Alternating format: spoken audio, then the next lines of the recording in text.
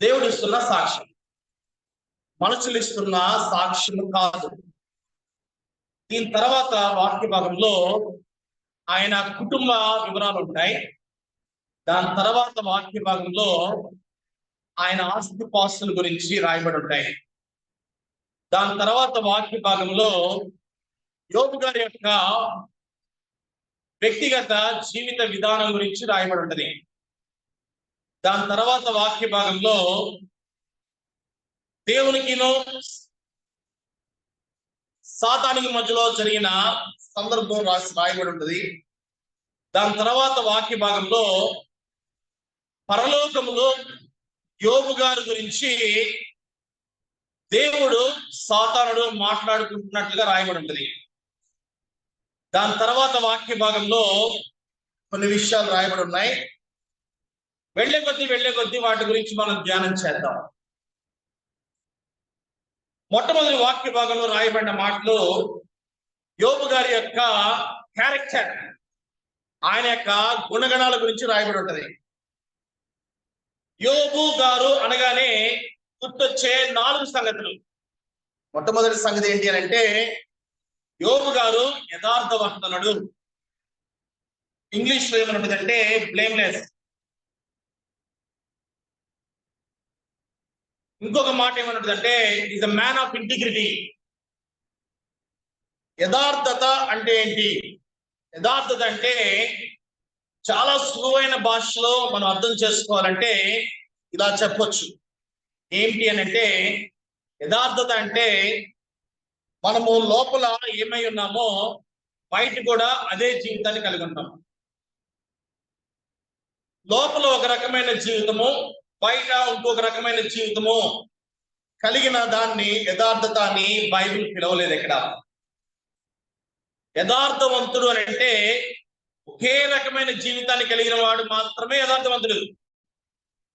2 రకాల జీవితాలు కలిగిన వాడిని యథార్థవంతులుగా బైబిల్ గుర్తించలేదు.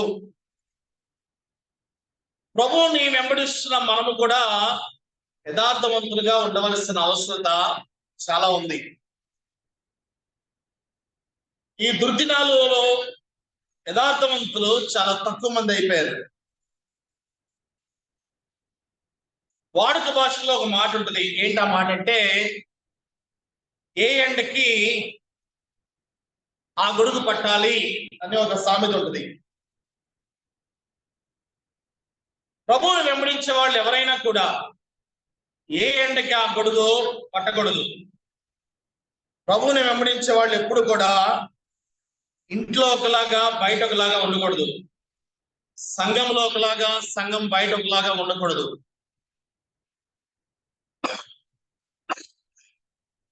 ప్రభువుని వెంబడించే వాళ్ళు ఎప్పుడైనా కూడా ఇంట్లో ఒకలాగా ఆఫీస్లో ఒకలాగా ఉండకూడదు. ప్రభువుని వెంబడించే వాళ్ళు ఎవరైనా కూడా ఉద్యోగంలో ఒకలాగా, ఉద్యోగం బయట ఒకలాగా ఉండకూడదు. యోబు గారి గురించి రాయబడిన మాటల్లో మొట్టమొదటి సాక్ష్యము యథార్థవంతుడు, రెండవ సాక్ష్యము న్యాయవంతుడు. అంటే న్యాయము ఎటువైపు ఉంటే అటువైపే. మనవాడు కదా అని ఒక న్యాయము, మనవాడు కాదు కదా అని ఇంకో న్యాయం కాదు ఇక్కడ. మన బంధువు కాబట్టి ఒక న్యాయము, మన బంధువు కాదు కాబట్టి ఇంకో న్యాయం కాదు ఇక్కడ. మన పిల్లలైతే ఒక న్యాయము, వేరే వాళ్ళ పిల్లలైతే ఇంకో న్యాయము కాదు ఇక్కడ. న్యాయవంతుడు అంటే న్యాయము ఎటువైపు ఉంటే అటువైపే మాట్లాడతాడు. ఇది రెండవ లక్షణము, ప్రభు ఇచ్చిన సాక్ష్యం ఇది. మూడవ లక్షణము రాయబడింది, దేవుని యందు భయభక్తులు కలిగిన వాడు. భయభక్తులు అంటే ఏంటి? దేవుణ్ణి చూసి వణికిపోవటమా? దేవుణ్ణి చూసి కంగారు పడిపోవటమా? దేవుణ్ణి చూసి కాబరా పడిపోవటమా? దేవుణ్ణి చూసి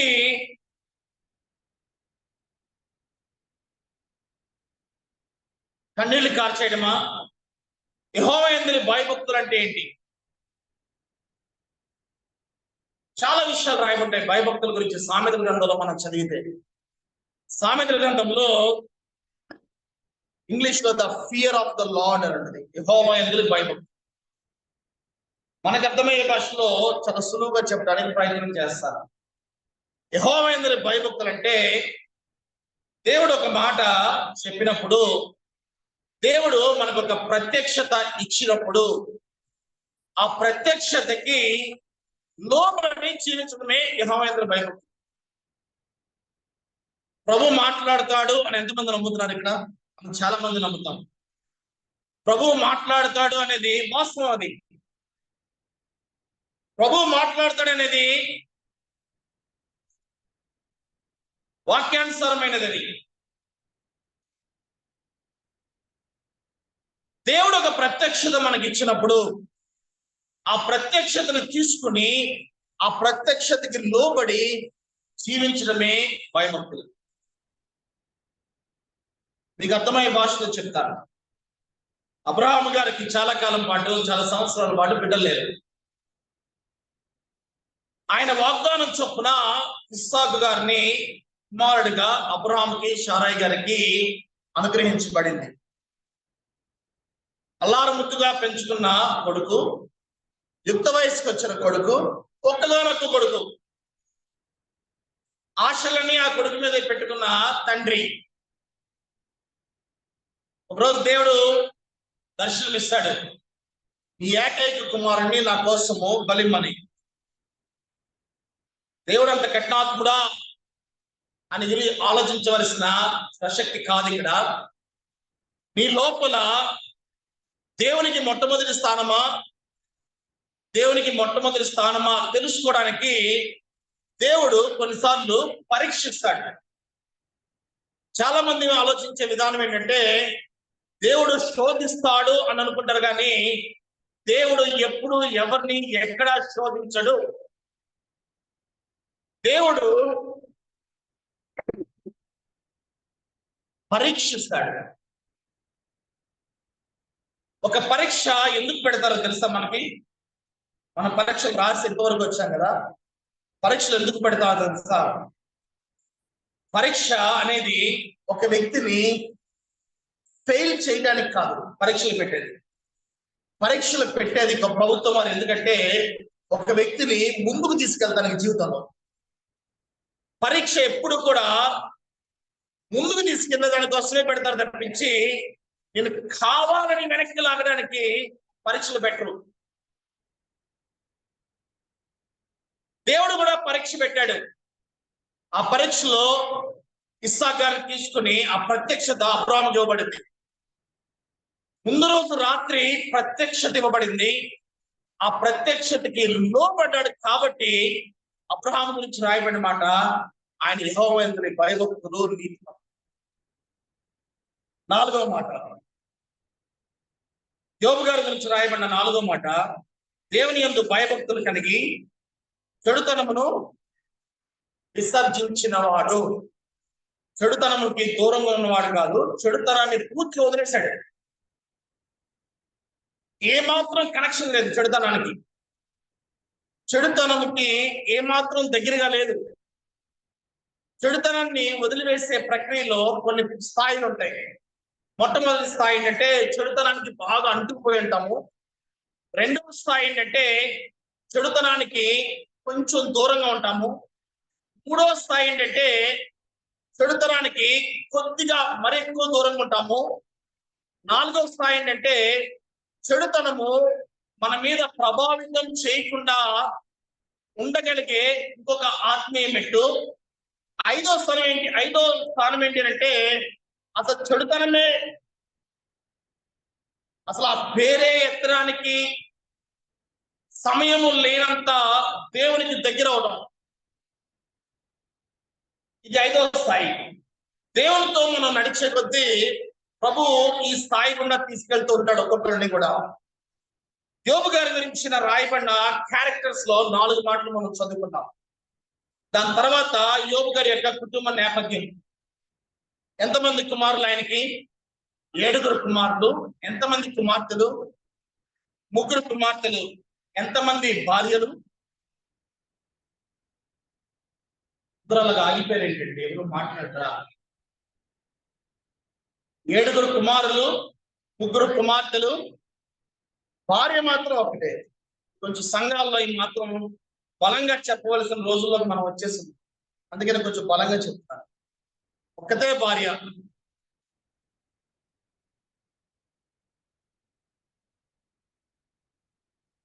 దాని తర్వాత ఆయన ఆస్తిపాస్తుల గురించి రాయమండి. యోబు గారి గురించి ఆస్తిపాస్తులు: 7,000 గొర్రెలు, 3,000 ఒంటెలు, 500 జతల ఎడ్లు, 500 ఆడుగాడిదలు, బహుమంది పనివారు. తూర్పు దేశంలో బాగా ధనవంతులు ఎవరు అంటే యోబు గారు. ఇది ఆయన ఆస్తిపాస్తులు.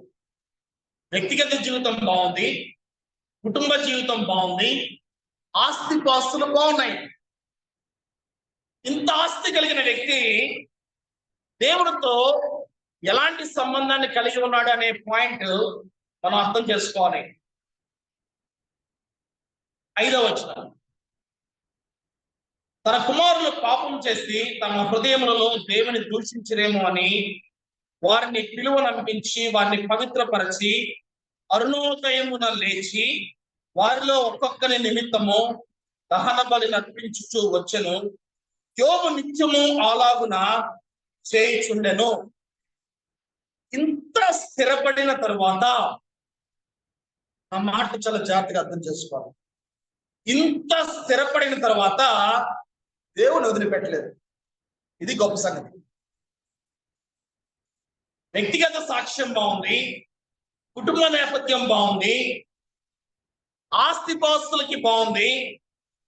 ఇంత స్థిరపడిన తర్వాత ఆ యోబు గారు స్థిరపడిన వ్యక్తి, అందులో ఏమాత్రం సందేహం లేదు.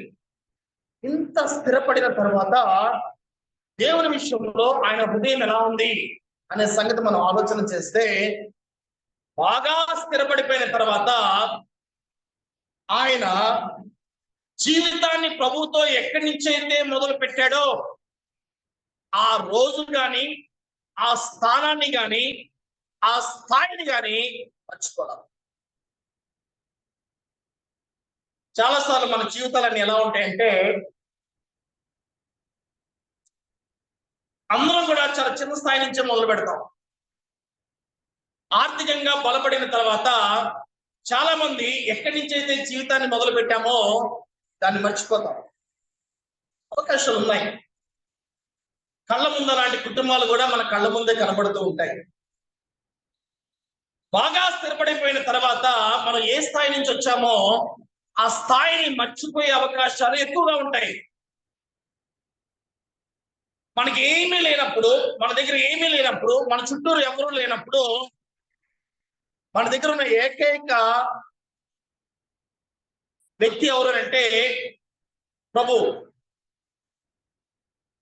ఆయనతో పాటు నడవటం, ఆయన వాక్యం చదువుకోవడం, సంఘానికి వెళ్ళటం ఇవన్నీ జరుగుతూ ఉంటాయి. కానీ జీవితంలో ఎదిగిన తర్వాత ఇవన్నీ మర్చిపోయే అవకాశాలు ఎక్కువగా వస్తూ ఉంటాయి. బైబిల్లో యోబు గారి జీవితంలోంచి తీసుకువెళ్ళవలసిన మరొక అంశం ఏంటి అని అంటే, యోబు గారు స్థిరపడిన తరువాత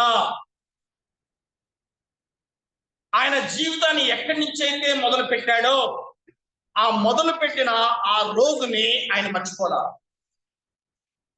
ఆమేన్. ఆయన పొద్దున్నే లేవటము, తన బిడ్డల కోసం ప్రార్థన చేయటం, పొద్దున్నే లేవటము, బైబిల్ చదువుకోవటం, పొద్దున్నే లేవటము, దేవునితో మాట్లాడటము.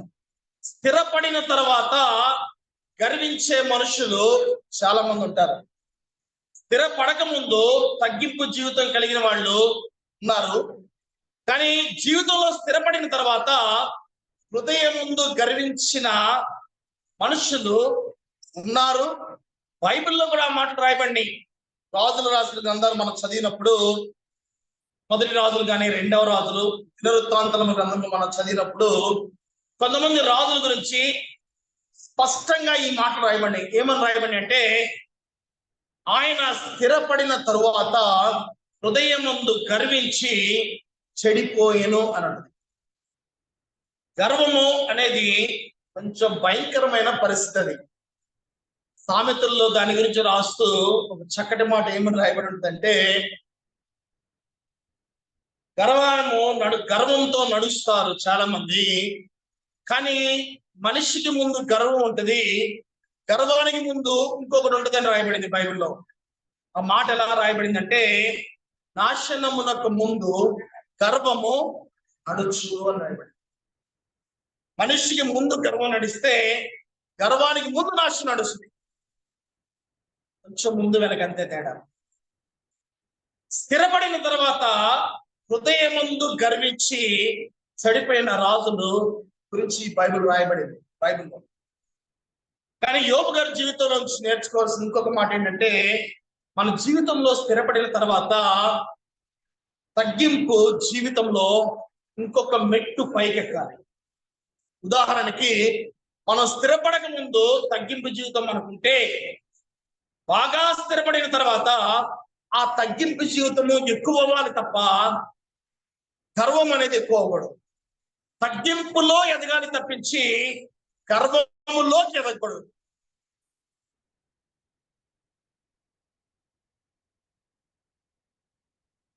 దేవునితో మనం నడుస్తున్నాం అనే దానికి ఒక సూచన ఏంటి అంటే, రోజులు గడిచే కొద్దీ, సంవత్సరాలు గడిచే కొద్దీ తగ్గింపు జీవితం అనేది ఆ వ్యక్తి లోపల, తగ్గింపు జీవితం యొక్క శాతము పెరుగుతూ ఉండాలి.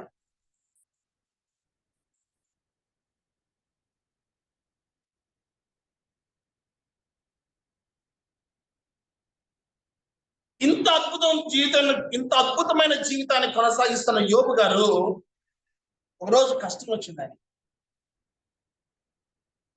ఒకరోజు కష్టం వచ్చి బైబిల్లో ఈ మాట చదువుతాం. 14వ వచనం. ఎద్దులు నాగలి దున్నచ్చు, గాడిదలు వాటి సమీపమున మేయుచుండగా శబాయిలు వాటి మీద పడి వాటిని పట్టుకుపోయి ఖడ్గముతో పనివారిని హతము చేసి 4 దఫాలుగా యోబు గారు తన జీవితంలో ఉన్నాయన్నీ కోల్పోయాడు. మొట్టమొదటి ఇక్కడ కోల్పోయిన సంగతుల్లో ఒక్కొక్కటి తీసుకున్నాం. యోబు గారు కోల్పోయిన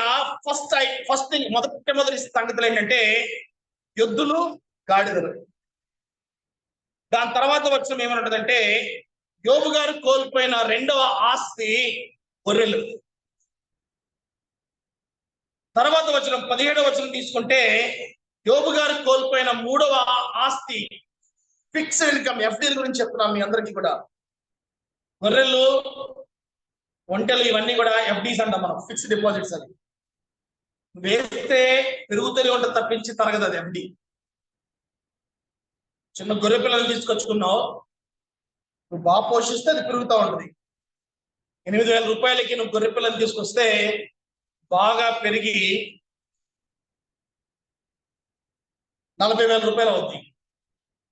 ఎఫ్డీ అంటుందండి. గొర్రెలు అయితే సంవత్సరానికి 1 ఈత ఇస్తుంది, మేకలు అయితే 2 ఈతలు ఇస్తాయంట, 2 సార్లు కంటది. సో ఒక గొర్రెని నువ్వు 5,000 కొనుక్కుంటే కరెక్ట్గా సంవత్సరం తిరిగేసరికి 40,000 ఆస్తి ఇస్తుంది. అంటే ఎఫ్డీ అనమాట, ఫిక్స్డ్ డిపాజిట్. యోబు గారికి ఉన్న ఫిక్స్డ్ డిపాజిట్స్ అన్ని ఒక్కొక్కటి తరిగిపోతున్నాయి. మొట్టమొదటి తరిగిపోయిందంటే ఎద్దులు, గాడిదలు, రెండవది గొర్రెలు, మూడవది ఒంటెలు, నాలుగవది ఇంకొక పనివాడు వచ్చి చెప్తాడు, అయ్యా మీకు 3 మంది పనులు ఉన్నారు కదా, అందరినీ చంపేశారయ్యా. తనకున్న 4వ ఆస్తి పనివాళ్ళు. సరే, యోబు గారు సరిపెట్టుకుంటాడు. ఆయన ఏముందులే, ఆస్తి ఈ రోజు కాకపోతే రేపు సంపాదించుకుందాం, డబ్బులు ఈ రోజు కాకపోతే రేపు సంపాదించుకుందాం. మనం వెళ్ళేటప్పుడు ఏం పట్టుకుపోతాం? ఈ భూమి మీద ఉన్న 1 కోటి రూపాయలు ఉన్నా, 10,000 ఉన్నా, పొద్దున్న మనం లేచి తినేది 6 చిన్న ముద్దే కదా.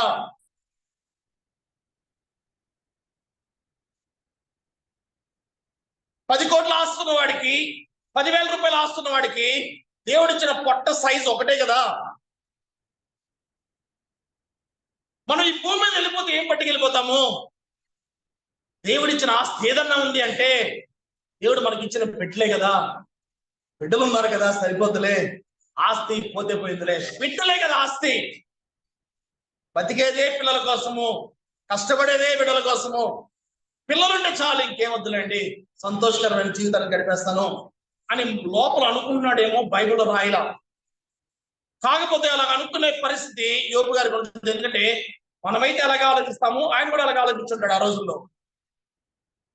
ఇంకా తాను సముదాయించుకుంటున్న పరిస్థితిలో పిల్లలు ఉన్నారులే చాలు, ఎవరున్నా లేకపోయినా పర్వాలేదు అని అనుకుంటున్న ఆ పరిస్థితిలో దుర్వార్త. ఏంటి ఆ దుర్వార్త అంటే, ఒక సేవకుడు వచ్చి చెప్తాడు, అయ్యా మీ పిల్లలందరూ కూడా ఒక గదిలో కూర్చొని కుటుంబ ప్రార్థన చేసుకుని భోజనం పళ్ళ దగ్గర కూర్చొని భోజనం చేస్తున్నారు. తూర్పు దేశం నుంచి ఒక బలమైన గాలి వచ్చి 4 గోడల మీద కొత్తగా 4 గోడలు మధ్యలో కూర్చొని భోజనం చేస్తున్న నీ పిల్లలందరి మీద పడి ఒక్క రోజులోనే 10 మంది పిల్లలు చనిపోయారు. ఇక్కడ మనం ఒక్క నిమిషం ఆగాలి. 3 పిల్లలు ఉన్నారు. 3 పిల్లల్లో ఒక బిడ్డకి గనక జ్వరం వస్తేనే, నేను చెప్తుంది ప్రాణాపాయం గురించి నేను మాట్లాడుతున్నా. జ్వరం వస్తేనే కుటుంబం అంతా అల్లాడిపోద్ది. తల్లి మనశ్శాంతి ఉండదు, తండ్రికి మనశ్శాంతి ఉండదు, తోబుట్టులకు మనశ్శాంతి ఉండదు. ఇది పక్కన పెడితే బంధువులు ఫోన్ చేస్తారు కదా, అమ్మా బిడ్డకి ఎలాగుంది, జ్వరం తగ్గిందా లేదా, ఎవరికైనా డాక్టర్కి చూపించుకోవచ్చు కదా, అక్కడ ఎవరు లేకపోతే పట్టణం తీసుకొచ్చేయండి, నాకు తెలిసిన డాక్టర్స్ ఉన్నారు, వాళ్ళకైనా చూపిస్తాను. పొద్దున ఒక ఫోను, మధ్యాహ్నం ఒక ఫోను, రాత్రికి ఒక ఫోను, పడుకునే ముందు కూడా ఫోన్లే. ఒక 3 బిడ్డలున్న కుటుంబంలో ఒక బిడ్డకి సృష్టి చేస్తేనే కుటుంబం అంతా అల్లాడిపోతుంది.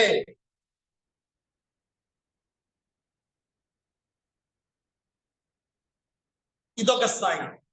రెండో స్థాయి మాట్లాడతారు. 3 పిల్లలు ఉన్నారు.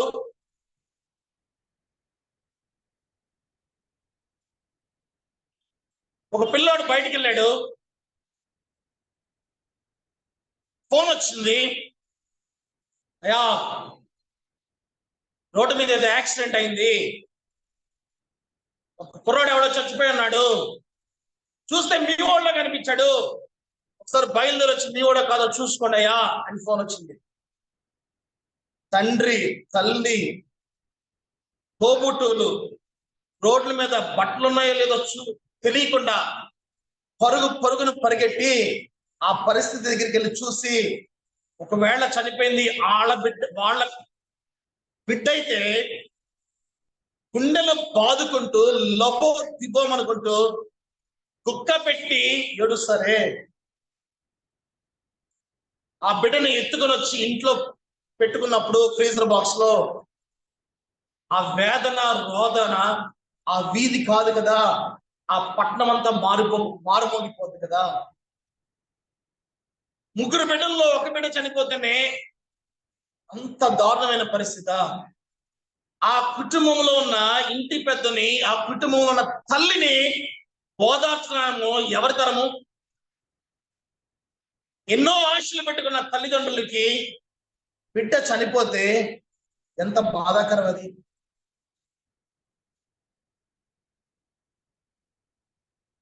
ఇక్కడ యోబు గారి పరిస్థితి ఇప్పుడు నేను చెప్పిన స్థాయికి దాటిన స్థాయి. ఈరోజు ఒకళ్ళు, వచ్చే సంవత్సరం ఇంకొకళ్ళు అని రాయాలి ఇక్కడ బైబిల్లో.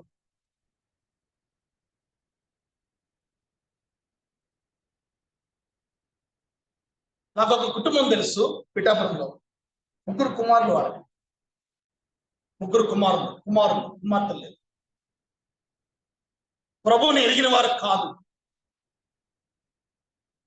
మొదటి కుమారుడు 7 సంవత్సరాల వయసు వచ్చినప్పుడు విషజ్వరం వచ్చింది, చనిపోయాడు. రెండో కుమారుడు 12 సంవత్సరాల వయసులో ఉన్నప్పుడు విషజ్వరం వచ్చింది, చనిపోయాడు. మూడో కుమారుడు 18 సంవత్సరాల వయసున్న కుమారుడు, ఆ కుమారుడికి కూడా విషజ్వరం వచ్చింది. ఇద్దరు కుమారులు పోగొట్టుకున్న తల్లి మూడో కుమారుడిని డాక్టర్ దగ్గర తీసుకొచ్చినప్పుడు ఏ రకంగా తీసుకొచ్చినప్పుడో ఊహించుకుంది ఒకసారి. ఆ కుమారుణ్ణి కాపాడటానికి 18 రోజులు ప్రయాసపడ్డాం మేము. 18 రోజులు.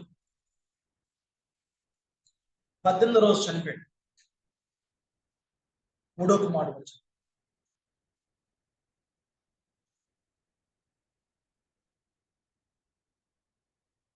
హాస్పిటల్ బయట తల్లిదండ్రుల యొక్క వేదన మామూలు వేదన కాదు, మామూలు వేదన.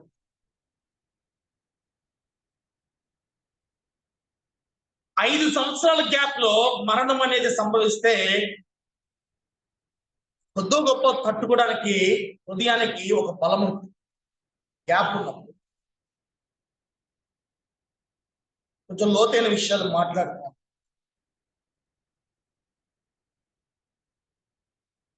ఐదు సంవత్సరాల గ్యాప్ ఏం చేస్తుందంటే హృదయం లోపల ధైర్యం తెచ్చుకోవడానికి ఉపయోగపడుతుంది. మూడో కుమారుడు 18 సంవత్సరాల వయసు వచ్చిన కుమారుడు నా చేతుల మీద తీసుకున్నాను. 18 రోజులు దాటాడు, చనిపోయాడు.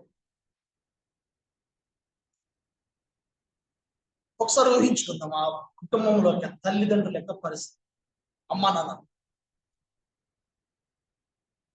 వాళ్ళ బాధ చూసి.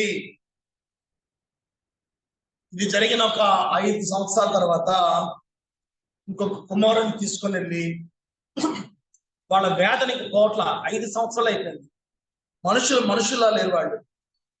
తండ్రి తాగుడికి బానిస అయిపోయాడు, తల్లి సైకలాజికల్గా అయిపోయింది, మెంటల్ గా. ముగ్గురు కుమారులు మానసికంగా దెబ్బతింది తల్లి. ప్రభు తెలియదు వాళ్ళకి. నాకే హృదయం అంతా బాధేసింది.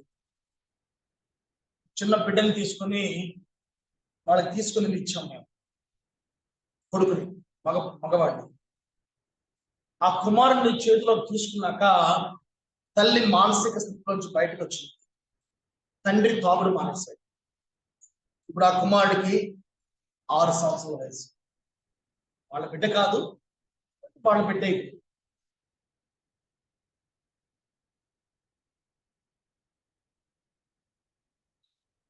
యోబు గారి స్థితి ఇప్పుడు మనం మాట్లాడుకున్న అన్ని స్థితుల కంటే భయంకరమైన స్థితి ఇది. ఒక్కరోజు రెప్పపాటున తూర్పు దేశం నుంచి బలమైన గాలి వీచి 4 గోడలు కొట్టగానే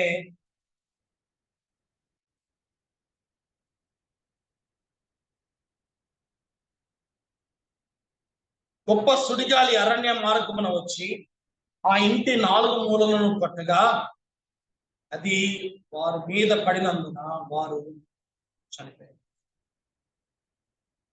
తండ్రిగా తల్లిగా ఒక వర్ణనాతీతమైన బాధ. ఇలాంటి యోబు గారు ఈ పరిస్థితుల్లో ఏం చేశారు అని బైబిల్లో రాశారు. ఇలాంటి పరిస్థితి గుండా వెళ్తున్న ఈ యోబు గారి గురించి బైబిల్లో ఆయన యొక్క ప్రతిస్పందన, ఇంత భయంకరమైన పరిస్థితి ఉన్న వ్యక్తికి ప్రతిస్పందన ఎలా ఉంటుందో బైబిల్లో రాశారు. ఇంతమంది చనిపోయిన తర్వాత తన ఆశలన్నీ కూడా కట్టుకున్న తన ఏకైక భార్య మీద పెట్టుకున్నాడు. తన ఆశలని, తనకు కావలసిన ఆదరణ, తనకి కావలసిన ఓదార్పు. ప్రతి మనిషికి కావాలి 2: ఆదరణ కావాలి, ఓదార్పు కావాలి, మనశ్శాంతి కావాలి. 3 కావాలి ప్రతి వ్యక్తి. ఈ 3 కోసమే ప్రతి వ్యక్తి పరిగెడుతూ ఉంటారు. మళ్ళీ చెప్తున్నా, ఆదరణ, ఓదార్పు, మనశ్శాంతి. ఈ 3 కోసం ప్రతి వ్యక్తి భూమి మీద ఈరోజు పరిగెడుతున్నారు. ఎటు పరిగెడుతున్నారో, ఎటువైపు పరిగెడుతున్నారో వాళ్ళకే తెలియట్లేదు. మనం ఒకప్పుడు అలా పరిగెట్టిన వాళ్ళే. వాటి కోసం పరిగెడుతుండగా ప్రభు వచ్చాడు మన మధ్యలో. మన జీవితంలో ప్రభు వచ్చి మనం వేటి కోసం అయితే పరిగెడుతున్నామో ఆ 3 మనకి ఇచ్చాడు. ఆదరణ, ఓదార్పు,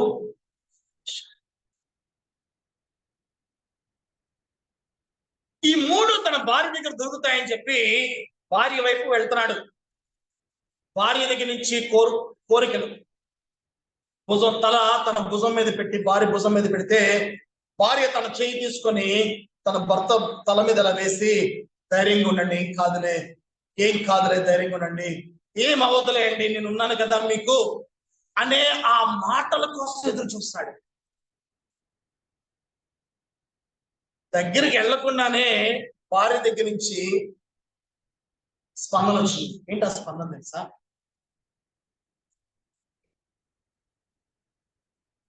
పెద్ద కొడుకు పుట్టినప్పుడు స్తుతికూటం పెట్టావు కదా, రెండో కొడుకు పుట్టినప్పుడు స్తుతికూటం పెట్టావే, 7 కొడుకులు పుట్టిన తర్వాత కూతురు లేదని బాధపడుతుంటే కూతురు పుట్టిందని సంతోషంతో ఊరంతా భోజనాలు పెట్టావు కదా. దేవుడు గొప్పోడు అన్నావు, దేవుడు మంచోడు అన్నావు, దేవుడు అనగా మనకేం కాదన్నావు, ఆయన అన్ని చూసుకుంటాడు అన్నావు.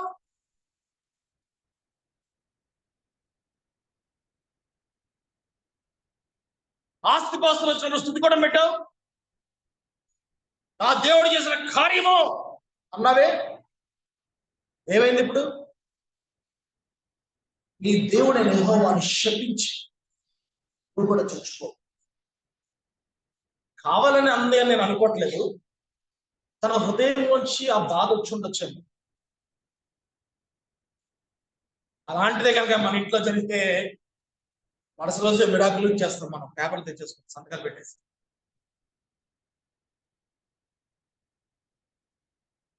భార్యల గురించి బైబిల్లో, స్త్రీ గురించి బైబిల్లో ఎవరితో పోల్చబడిందో ఒకసారి చెప్తాను. బైబిల్లో దేవుడు ఆదాము నుంచి అవ్వని తీసే ముందు ఆయన అనుకున్న మాట ఏంటి తెలుసా? ఆదాము ఒంటరిగా ఉండుట, నరుడు ఒంటరిగా ఉండుట మంచిది కాదని, వానికి సాటి అయిన సహకారిని, బైబిల్ ఇంగ్లీష్ లో హెల్పర్ అన్నాడు. హెల్పర్ అంటే మెయిడ్ కాదు, మెయిడ్ వేరు, హెల్పర్ వేరు. మెయిడ్ అంటే పని మనిషి, హెల్పర్ అంటే సహకారి. రెండింటికి తేడా ఉంది.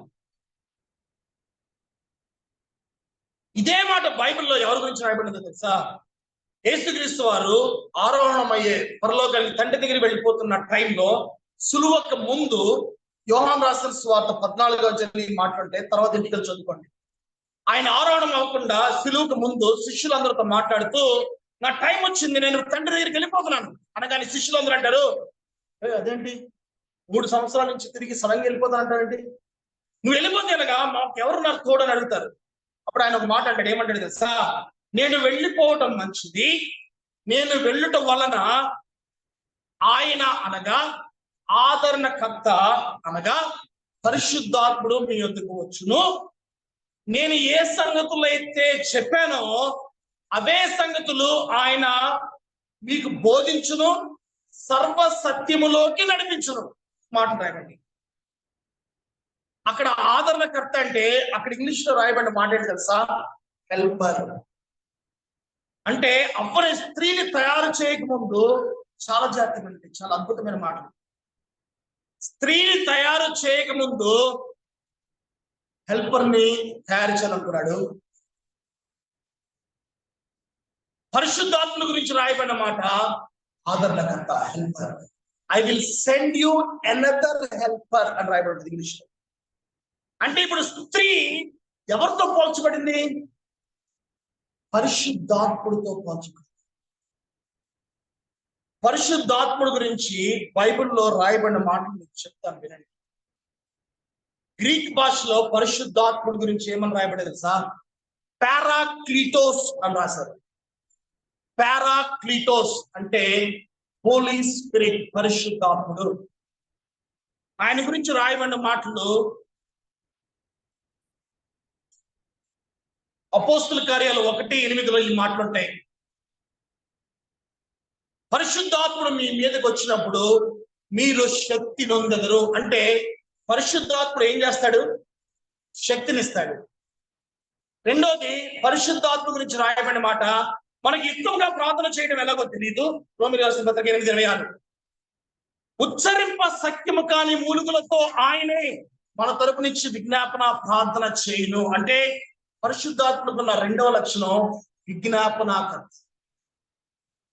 మనకి ఇంకొక వ్యక్తి ఉన్నాడు, ఆయన ఉత్తరవాది అని రాయబడింది, లాయర్. పరిశుద్ధాత్ముడు బోధిస్తాడు, హీజ్ ఎ టీచర్ అని రాయబడింది బైబిల్లో. ఆయన బలమిస్తాడు, హీజ్ ఎ స్ట్రెంథనర్ అని రాయబడింది బైబిల్లో. పరిశుద్ధాత్మ గురించి చాలా జాగ్రత్తగా అర్థం చేసుకోండి. శక్తినిచ్చువాడు, బలమునిచ్చువాడు, ఉత్తరవాది, విజ్ఞాపనకర్త, బోధకుడు, సహాయకుడు. ఈ మాటలన్నీ కూడా, ఇంకా మొత్తం 14 మాటలు ఉంటాయి ఇలాంటి. ఇవన్నీ పరిశుద్ధాత్ముడు రాయబడి. ఇప్పుడు నా మాట చాలా జాగ్రత్తగా అర్థం చేసుకోండి. స్త్రీ, మీరెవరితో పోల్చబడ్డారంటే పరిశుద్ధాత్ముడితో సమానంగా పోల్చబడ్డారు. మీరు కుటుంబానికి ఏమై ఉన్నారో తెలుసా? మీరు మీ కుటుంబానికి శక్తినిచ్చేవాడు, మీరు మీ కుటుంబానికి బలమునిచ్చేవాడు, మీరు మీ కుటుంబానికి కోసము విజ్ఞాపన చేసేవాళ్ళు, మీరు మీ కుటుంబం కోసము, మీ బిడ్డల కోసము కన్నీరు కార్చేవాళ్ళు, మీరు మీ కుటుంబానికి, మీ బిడ్డలకి బోధించేవాళ్ళు. బైబిల్లో యోబు గారి యొక్క భార్య గురించి రాస్తూ, ఇలాంటి పని చేసావే, నీ దేవుడైన యెహోవాను దూషించి నువ్వు కూడా చదువు. భార్యకి దగ్గరికి వెళ్ళి ఆదరణ కోసం ఎదురు చూస్తున్న ఈ యోబు గారు వెనక్కి తిరిగి తన గదిలోకి వెళ్ళి తలుపులు వేసుకొని కిటికీలకు బోర్డులు పెట్టుకొని నేల మీద సాష్టాంగపడి, సాష్టాంగం అంటే పూర్తిగా నేల మీద పడుకొని, బోర్ల పడుకొని, అక్కడ రాయబడిన మాట తెలుగులో ఏమనుందంటే ఆయన నమస్కారము చేసిన రాయబడింది. ఇంగ్లీష్లో ఏమనుంటుందంటే హీ వర్షిప్డ్ గాడ్ అని. Fell to the ground and worship. సరే, అర్థం చేసుకుందాం. ఆస్తిపాస్తులు పోయి, బిడ్డలు పోయారు, పనివాళ్ళు పోయారు. అలాంటి టైంలో ఒక వ్యక్తి జీవితంలో ఎలాంటి స్పందన వస్తుంది? కానీ ఈ భక్తుడు ఏం చేశాడంటే బైబిల్లో ఆరాధన చేసిన, ఆరాధన ఎలా చేశాడో రాయలేదు, కానీ దాని తర్వాత వచనంలో 4 మాటలు రాశారు. అందులో ఆయన ఆరాధన చాలా చేశాడు. అందులో ప్రాముఖ్యమైన మాటలు అందులో రాసున్నాయి. ఇది చదువుదాం. 21వ వచనం. నేను నా తల్లి గర్భంలో నుండి దిగంబరినై వచ్చి తిని, దిగంబరినై అక్కడికి తిరిగి వెళ్ళేదను. యెహోవా ఇచ్చెను, యెహోవా ఇచ్చెను, యెహోవా తీసుకుని పోయాను. కంక్లూషన్ ఏంటి అంటే ఆయన నామానికి స్తుతి కలుగును గాక. అది కంక్లూషన్.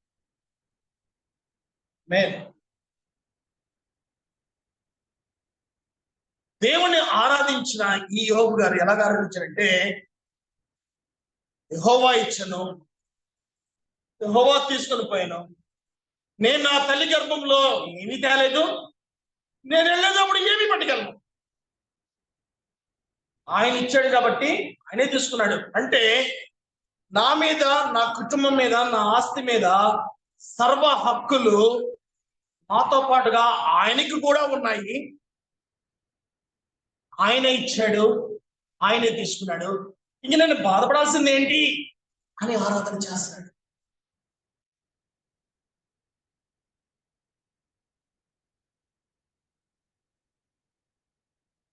చాలాసార్లు మనకున్న ఆలోచన ఏంటంటే మన దగ్గర ఒకప్పుడు ఒకటి లేదు, అది మనకు వచ్చింది. మనకు వచ్చింది అనగానే మన ఆలోచన, ఫస్ట్ వచ్చే ఆలోచన ఏంటో తెలుసా? ఇది నాది ఆలోచిస్తాను. ఇది నాది. ఉద్యోగం లేదు, ఉద్యోగం కోసం వచ్చిన ఉద్యోగం రాగానే మొట్టమొదటి ఆలోచన ఏమొస్తుంది తెలుసా? ఇది నాది, ఇది నా బలముతో నా తెలివితేటలతో సంపాదించుకున్నాను అన్న ఆలోచన వస్తాయి. తప్పు కాదు, నేను తప్పనట్లా, ఆలోచన వస్తుందని చెప్తా. కానీ ఆ ఉద్యోగం రావడానికి ఎంతమంది ప్రార్థన చేశారో తెలుసా? ఎంతమంది దేవుడికి మొరపెట్టారో తెలుసా? దైవజనులు ఎంత ప్రార్థన చేస్తారో తెలుసా? సంఘ పెద్దలు ఎంతమంది ప్రార్థన చేస్తారో తెలుసా? అవన్నీ ఆ క్షణానికి గుర్తురావు. కానీ మనకేమనిపిస్తుంది అంటే, ఒకప్పుడు లేదు రాగానే ఇది నాది అనిపిస్తాం. ఒకప్పుడు సైకిల్ ఉండేది, తర్వాత బండి వచ్చింది. ఈ పక్కింటోళ్ళు పిల్లోడికి నీరసం చేసింది. వాళ్ళు నీ దగ్గరికి వచ్చి తగ్గు పట్టి, బాబుకి ఒంట్లో బాగాలేదు, బండి ఇవ్వా అని అడిగారు.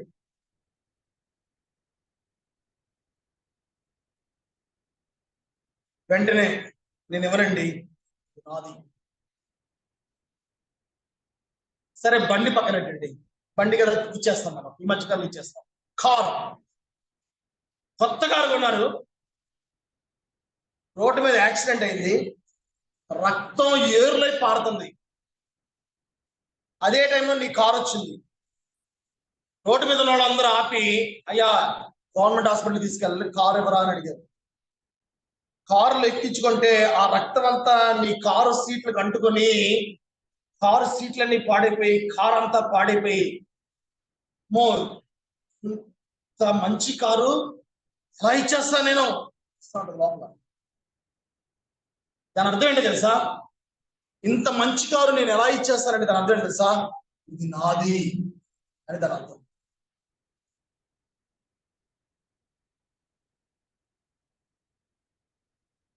ఇది నాది. చాలాసార్లు దేవుడు మనకి ఏది ఇచ్చినా కూడా ఇది నాది అని అనిపిస్తాడు. బిడ్డలు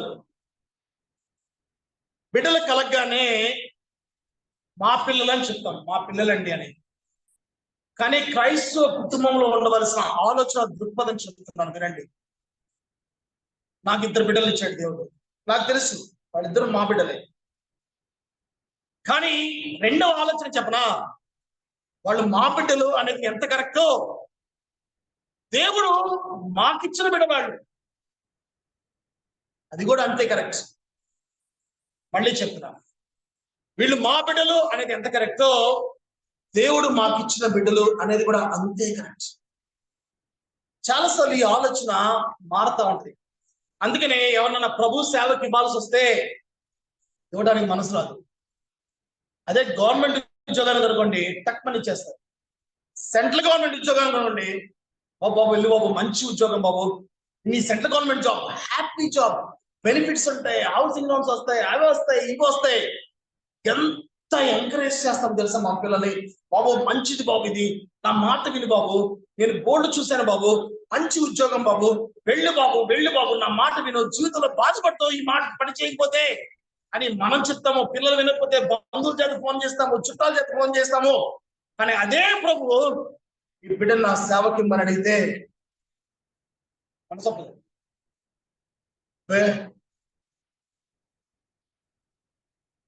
ఇంకా ఏం చేస్తుంది తెలుసా, మనకి తెలిసిన వాళ్ళందరికీ ఫోన్ చేసి, మా పిల్లోడు సేవకి వెళ్ళిపోతానన్నాడు, వాడికి ఫోన్ చేసి కొంచెం హితబోధ చేయండి అంటాం మనం.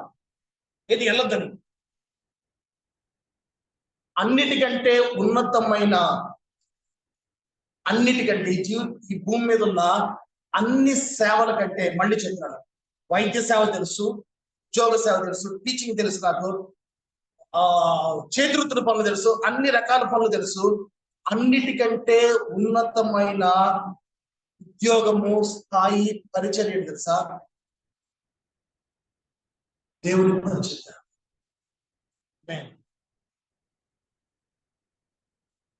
దేవుని పరిచర్య ఈ పరిచర్యలన్నింటికంటే ఉన్నతమైంది. ఎప్పటికైనా అది కరెక్టే.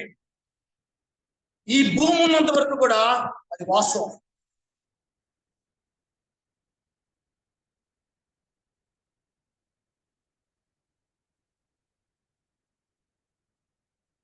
మా తల్లి గారు ఇక్కడ ఉన్నారు. 15 రోజుల క్రితం నేను మా తల్లి గారితో మాట్లాడుతున్నాను. దూర ప్రయాణం అయ్యాం, నేను మా అమ్మగారు ఉన్నాను. మనసులో వచ్చి మా తల్లి గారితో అన్నాను, నా కొడుకు గురించి, మా పాపని ఇలా అనుకున్నాను, బాబుని ప్రభు పనికిద్దాం అనుకుంటున్నాను నేను అన్నా. మా అబ్బాయిని ప్రభు పనికి పంపిద్దాం, వాడు ఇప్పుడు చదువుతుంది 7వ తరగతి. నువ్వేమంటావు? మా మదర్ ఎంఈఓ చేశారు, మండల్ ఎడ్యుకేషన్ ఆఫీసర్ చేసి రిటైర్డ్ అయ్యారు మా తల్లి గారు. సో టీచింగ్ లో ఉంది కాబట్టి ఆ మాట అడిగారు. మా అమ్మగారు ఒకటే మాట అన్నారు, ప్రార్థన చేద్దామయ్యా, ప్రార్థన చేద్దాం. మంది కాదు, గుర్తుపెట్టుకోండి, మనదే. కానీ మనకు ఉండవలసిన ఆలోచన విధానం ఏంటంటే, ఇది మంది కాదు, దేవుడు మనకిచ్చింది. ఆలోచన చాలా విషయాల నుంచి నేను బయటపడేస్తాను. ఇది నాది అన్న ఆలోచన చాలా విషయాల్లో నేను బంధిస్తుంది, నీకు విడుదలెవరు. యోబు గారు 5 మాటలు మాట్లాడాడు. మొట్టమొదటి ఏం తెలుసా? నేను వచ్చేటప్పుడు ఏం తేలేదు, నేను వెళ్ళేటప్పుడు ఏం తీసుకెళ్ళాను, నాకున్నాయన్నీ దేవుడు ఇచ్చినాయే, ఇప్పుడు నాకేం లేకపోయినా ఆయన ఇచ్చాడు కాబట్టి ఆయన తీసుకున్నాడు. దీనంతటికీ కారణమైన ఆ దేవుడికి మహిమ కలుగును గాక అని ఆరాధించాడు. ఇలాంటి మాటలు చెప్పే సమయమా అది? ఇలాంటి మాటలు చెప్పే సందర్భమా? ఇలాంటి మాటలు ఏ సందర్భంలో చెప్తాడంటే, తన జీవితంలో ఉన్నవన్నీ పోయిన రోజు రాత్రి ఈ మాటలు. ఆరాధన అంటే చాలా విషయాలు తెలిసి ఉండొచ్చు. ఆరాధనలో ఇంకొక కోణం ఏంటంటే, మనకున్నవన్నీ కూడా, దేవుడు మనకి ఇచ్చినవన్నీ కూడా ఆయన తీసుకెళ్ళిపోయినప్పుడు, దేవా ఈ నామానికి మహిమ కలుగును గాక అని చెప్పడం కూడా ఆరాధనలో భాగం. 22వ వచనం చెప్పి నేను ముగిస్తాను. ఎవరన్నా చదవగలరండి? 22వ వచనం. ఈ సంగతులలో ఏ విషయం అందును యోబు ఏ పాపము చేయలేదు, దేవుడు అన్యాయం చేశాడని చెప్పలేదు. నా వైపు చూడండి. ఈ సంగతులంటే ఏ సంగతులండి? ఈ సంగతులంటే అంతకుముందు జరిగిన సంగతులన్నీ. యోబు గారి జీవితంలో అవన్నీ పోవటానికి గల కారణం ఎవరండి? అవన్నీ పోవడానికి గల కారణం ఎవరండి? దేవునికి సాతానుకి మధ్యలో సంభాషణ జరిగినప్పుడు సాతానుడు అంటాడు, దేవుడు అంటాడు, నా సేవకుడైన యోబు గారిని చూసావా అంటే, ఆయన చుట్టూరు నీ అగ్ని కంచి ఉంచావు కాబట్టి బాగున్నాడు, ఆయనకి ఆస్తి ఇచ్చావు కాబట్టి నువ్వు గొప్పడు అని చెప్తాడు. అవన్నీ తీసేయి, నీ గురించి ఏం చెప్తాడు చూడు అన్నాడు ఆయన. అప్పుడు దేవుడు అంటాడు, అన్ని నీ చేతులు పెడతాను, నువ్వేదైనా చేసుకో, ఆయన ప్రాణాన్ని మాత్రం ముట్టుకోవద్దు, నీకు అధికారం ఇస్తానని చెప్పి పంపించాడు. సాతానుడు ఇవన్నీ జరగడానికి గల కారణం యోబు గారి ఈ జీవితంలో సాతానుడి కార్యాలు ఇవి. కానీ యోబుకి ఇవన్నీ తెలియదు. అక్షరానికి యోబు గారికి ఈ విషయాలన్నీ తెలియదు.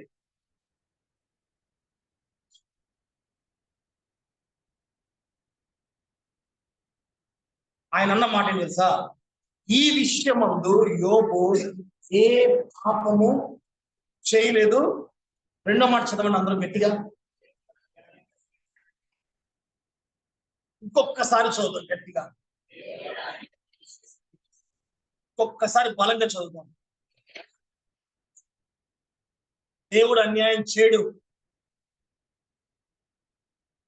దేవుడు అన్యాయం చేయడు. యోబు దేవుడు అన్యాయం చేశానని చెప్పలేదు. ఇది చాలా ఖరీదైన మాట, విలువైన మాట. ₹1,00,00,000 మాట ఇది, ₹1,00,00,000 మాట ఇది.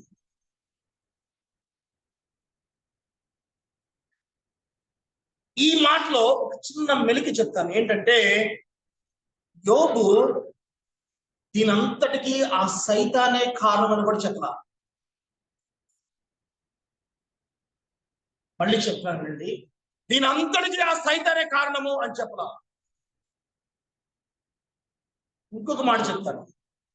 దేవుడు ఈ సంభాషణలో ఎక్కడ కూడా యోబు సాతాను యొక్క పేరు ఎత్తలేదు. మన జీవితంలో ఏ చిన్న జరిగినా ముగ్గురిని దూషిస్తాం మనం. మొట్టమొదటి ఎవరిని దూషిస్తుంది తెలుసా? నువ్వు బయటికి వెళ్ళావు, ఎదురుకుండా పిల్లి వచ్చింది, సైతాను గడు అంటావు. నువ్వు బయల్లో ఎదురుకుండా తెల్ల బట్టలు వేసుకొని భర్త చనిపోయిన విధవరాలు ఎదురొస్తుంది. ఈ మధ్యన జంతువుల్ని సైతానని పిలిచేవాడు.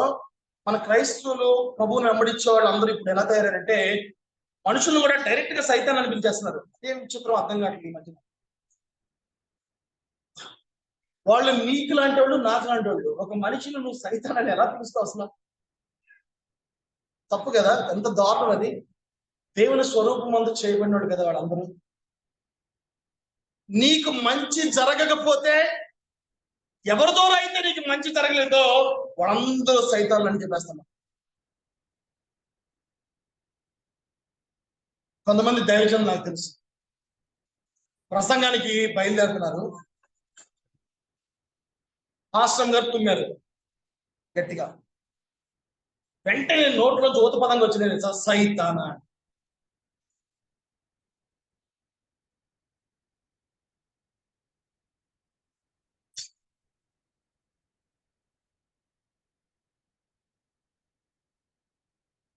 నవ్వచ్చు అనుకుంటున్నాడు, పర్లేదు నవ్వచ్చు, నవ్వు ఆపుకోవద్దు, నవ్వండి. ఆపుకుంటే కడుపులోకి వెళ్ళిపోతుంది. సైతానా అంటారు. సాతాను పైన కూర్చొని ఆలోచిస్తుంటాడు, అసలు నేనేం చేశాను, వీళ్ళు నన్ను తిడుతున్నారు ఏంటంటే, నాకు సంబంధమైన విషయంలో నన్ను లాగుతున్నారు ఏంటని ఆయన అనుకుంటుంటాడు పైన కూర్చొని. అసలు నాకు ఈ విషయం నాకు అసలు సంబంధమే లేదు, వీళ్ళందరూ నన్ను టార్గెట్ చేస్తున్నారు ఏంటని అనుకుంటాడు పైన కూర్చొని. ప్రభువుని వెంబడించే వాళ్ళలో ఈ దినాల్లో, మళ్ళీ చెప్తున్నాను, ఈ దినాల్లో దేవుని మీద ఎక్కువ మనసు పెట్టేవాడు తగ్గిపోయారు, సైతాను మీద ఎక్కువ మనసు పెట్టేవాళ్ళు ఎక్కువైపోయారు. దేవుని గురించి 4 మంచి విషయాలు చెప్పండి అమ్మా. దేవుని గురించి 4 మంచి విషయాలు చెప్పండి. దేవుడు మంచివాడు, ఆదరిస్తాడు, చెప్పండి. ప్రేమమయుడు, దయామయుడు, కృపామయుడు. సాతాను గురించి ఒక 4 విషయాలు చెప్పండి. 4 అండి, 40 చెప్తారు మీరు. సాతాను గురించి బైబిల్ స్టడీస్ ఎక్కువైపోయినాయి ఇప్పుడు. దేవుడి గురించి బైబిల్ స్టడీస్ తగ్గిపోయినాయి ఇప్పుడు. సాతాను గురించి చెప్పంటే బోల్డ్ చెప్తారు, దేవుడి గురించి చెప్పంటే మాటలు రావు. ఒకరోజు ఒక ఇంటికి వెళ్ళాను, పేర్లు చెప్పను, నేను లైవ్లో ఉన్నాను కాబట్టి. ఒక ఇంటికి వెళ్ళాను, ఒక కుటుంబం, అది పశ్చిమ గోదావరి జిల్లాలో జరిగిన సంగతి. వాళ్ళ అమ్మాయికి సంబంధం చూద్దామని వెళ్ళాను. అమ్మాయికి అబ్బాయి ఉన్నాడు, విషయాలు మాట్లాడదామని వెళ్ళాను. నేను ఒక్కడే వెళ్ళాను, నేను నా పక్కన కూర్చున్నాను. కూర్చొని మాట్లాడుతున్నప్పుడు వాళ్ళ అమ్మాయి గురించి వాళ్ళ నాన్నగారు అమ్మగారు ఇద్దరు కూర్చొని నాతో మాట్లాడుతున్నారు. ఏమని మాట్లాడుతున్నారంటే, మా అమ్మాయి చాలా బాగుండేదండి, ఆ చర్చికి నాకు పాడైపోయింది, ఈ చర్చికి నాకు పాడైపోయింది. దాదాపు నేను అలా కూర్చొని వింటా ఉన్నాను. మొత్తం ఒక అరగంట విన్నాను. అరగంట అయిపోయిన తర్వాత ఆ బైబిల్ స్టడీకి వెళ్ళి పాడైపోయింది, ఈ ఫెలోషిప్ వచ్చి పాడైపోయింది, ఇవే చెప్తున్నాడు ఆయన. నేను దాదాపు అరగంట సేపు విని ఒక మాట అన్నాను, అంకుల్ ఒక ప్రశ్న అడుగుతాను, ఆన్సర్ చెప్పండి అన్నా. అనగానే అడుగు బాబు అన్నాడు ఆయన. ఇద్దరిని కలిపి అడుగుతున్నాను అన్న. అడగండి బాబు, మీ అమ్మాయి గురించి 4 మంచి విషయాలు చెప్పండి అన్నాడు. మీ అమ్మాయి గురించి 4 మంచి విషయాలు చెప్పగలరా అన్నాడు. వెంటనే ఆయన ఏం చేస్తున్నాడో అప్పుడు ఆయనకి వెలిగింది. అప్పుడు దాకా ఎడగల ఆయన. వెంటనే తడుకొని, బాబు అలా కాదు బాబు, అమ్మాయి చాలా మంచిది బాబు, బాబు బాబు కంగారపడిపోతున్నాడు ఆయన. అంకుల్, మా అమ్మాయి చాలా మంచిది కాదు, మీ అమ్మాయి గురించి 4 మంచి విషయాలు చెప్పండి చాలన్నా. 4 గన్ షాట్గా 1 2 3 4 4 మంచి విషయాలు చెప్పండి. చెప్పలా ఆ రోజు ఒక్క విషయం కూడా చెప్పలా. పావు గంట అడిగాను, ఎంతసేపు మాట్లాడినా మంచిదే అన్నాడు తప్పించి 4 మంచి విషయాలు చెప్పలా.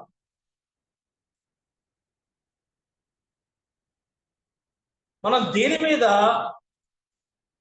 ధ్యానిస్తాం అనేది కూడా తెలుసుకోవాలి. మనం పావు గంట అయిన తర్వాత చెప్పాను, మీ అమ్మాయి గురించి 4 మంచి విషయాలు మీరే చెప్పలేకపోతున్నారు, మీ అమ్మాయి గురించి మంచి విషయాలు నేనేం చెప్పరండి బయట వాళ్ళకి, ఉంటాను సార్ అని చెప్పి ప్లేస్ వస్తాను. మీ అమ్మాయి గురించి 4 మంచి విషయాలు మీరే చెప్పలేకపోతున్నారు, మీ అమ్మాయి గురించి 4 మంచి విషయాలు బయట వాళ్ళకి చెప్పి సంబంధం ఏం తీసుకొస్తాను, నేను ఉంటాను సార్ అన్నాను. ఇది జరిగి 5 సంవత్సరాలు అయింది. ఈ రోజు వరకు ఆ ఇంటికి నేను అడుగు పెట్టాను. అడుగు పెడతాను కూడా నేను అనుకోను.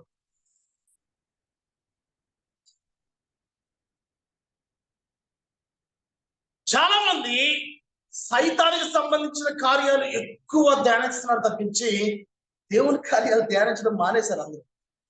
యోబు గారి జీవితం నుంచి లాస్ట్ పాయింట్ చాలా జాగ్రత్తగా అర్థం చేసుకోండి. ఈ సంగతుల్లో ఏ విషయం ఉందో యోబు ఏ పాపము చేయలేదు. దేవుడు అన్యాయం చేశానని అసలు చెప్పలేదు. ఈ ప్రస్తావనలో యోబు గారు మాట్లాడిన ఈ ప్రస్తావనలన్నిట్లో ఆ సాతానుగాడు అన్న పేరు ఎక్కడ ఉందండి చెప్పండి? ఎక్కడ మాట్లాడినా దాని అర్థం ఏంటి తెలుసా? సాతానుడు లేడని కాదు, సాతానుడు అనేవాడు ఉన్నాడు, కానీ సాతానుగాడి కంటే ఆ దేవుడు బలమైన వాడు, గొప్పవాడన్న అవగాహన.